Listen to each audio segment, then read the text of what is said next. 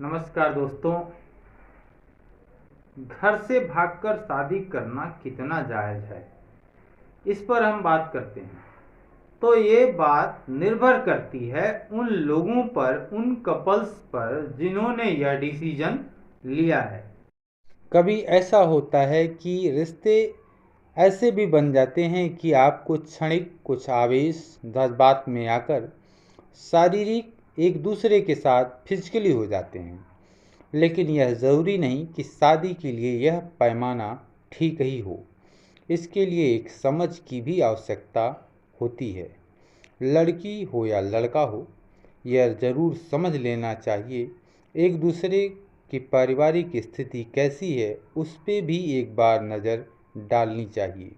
और यह भी सोच लेना चाहिए कि शादी के बाद अपने वैवाहिक जीवन को वह कैसे चलाएंगे। इन सारी बातों पर ठंडे दिमाग से, बिना किसी जल्दबाजी के ज़रूर सोच लेना चाहिए। प्रश्न यह भी उठता है कि शादी के लिए घर से भागना ठीक होगा या नहीं। यह सबसे पहले ध्यान रखना चाहिए कि कहीं आप अपनी पढ़ाई को बीच में छोड़ तो नहीं रहे हैं, ब्रेक तो नहीं कर रहे हैं। और दूसरी बात यह भी सोच लेना चाहिए कि घर से भाग रहे हैं तो रहेंगे कहाँ, यानी उसके लिए एक मकान की ज़रूरत पड़ेगी, एक रहने के लिए आवास की ज़रूरत पड़ेगी।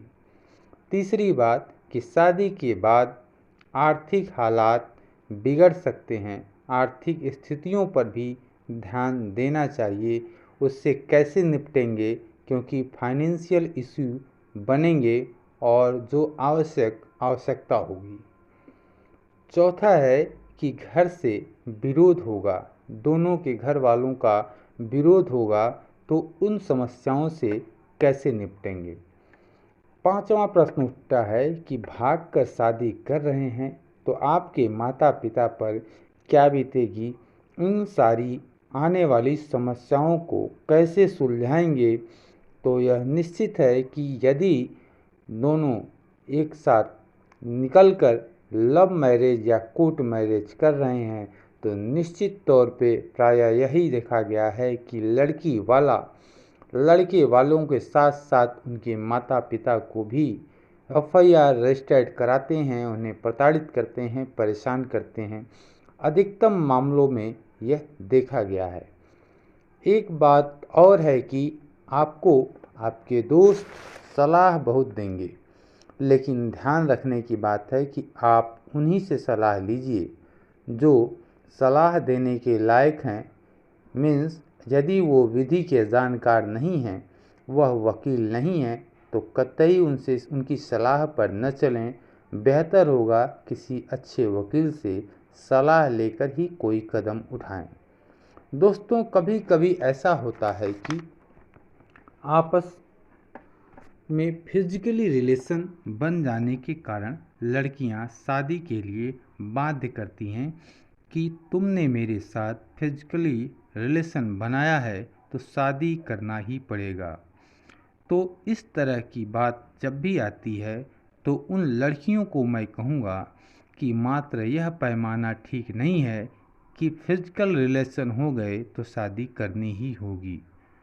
उससे पहले मैंने अभी जो पूर्व में बताया है उन सारी बातों पर ज़रूर एक बार समझ लेना चाहिए, क्योंकि पूरा जीवन जिसके साथ रहना है, क्या वह व्यक्ति, वह कपल आपका जीवन पूरी ईमानदारी से और पूरी जिम्मेदारी से निर्वहन कर पाएगा। इन सारे पहलुओं पर एक बार ठंडे दिमाग से सोच समझकर ही कदम उठाने चाहिए, क्योंकि एक गलती बाद में इतनी पछतावा देगी जो जीवन भर पछतावा ही बनकर रहेगी।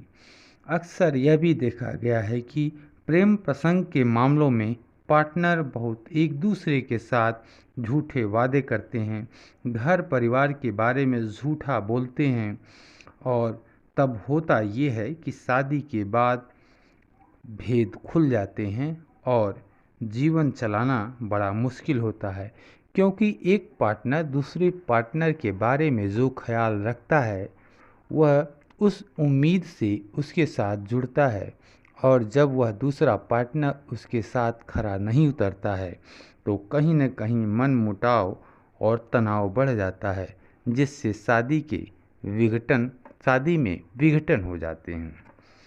और एक बात और ध्यान देना चाहिए कि शादी पहले तो दोनों एक दूसरे को बहुत अच्छे से समझ ले, और यदि दोनों एक दूसरे से समझ लिए और प्यार करते हैं और अब शादी भी कर लिए हैं, तो शादी के बाद लड़का हो या लड़की हो, दोनों को इक्वल और बराबरी के तौर पर मिलजुल कर घर के काम को करने चाहिए, समझदारी से करने चाहिए।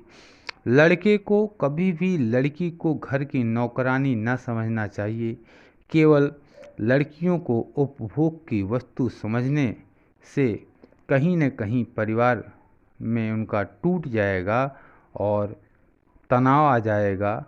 तो यह बात ध्यान देना चाहिए कि आप जब प्रेम विवाह किए हैं तो प्रेम प्रसंग के दौरान जिस तरह से आपस में इक्वलिटी थी, समानता थी, जिसको आपने मेंटेन किया था, उसको शादी के बाद भी मेंटेन करना चाहिए, क्योंकि रिश्ता नहीं तो टूट जाएगा।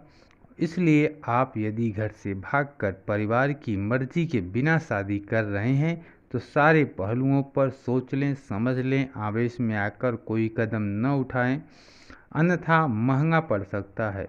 और यह सब बातें करने से पहले यह ध्यान दें कि क्या आपकी एज पूरी हो चुकी है, आप शादी के योग्य हैं।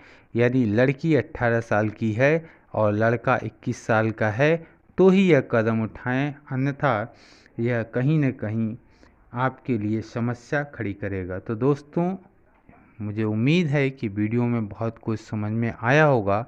इसके अलावा भी यदि आपका कोई सवाल है, कोई प्रश्न है, तो कमेंट बॉक्स में कमेंट करके हमसे उत्तर जान सकते हैं। मैं कोशिश करूंगा कि उत्तर दे सकूं।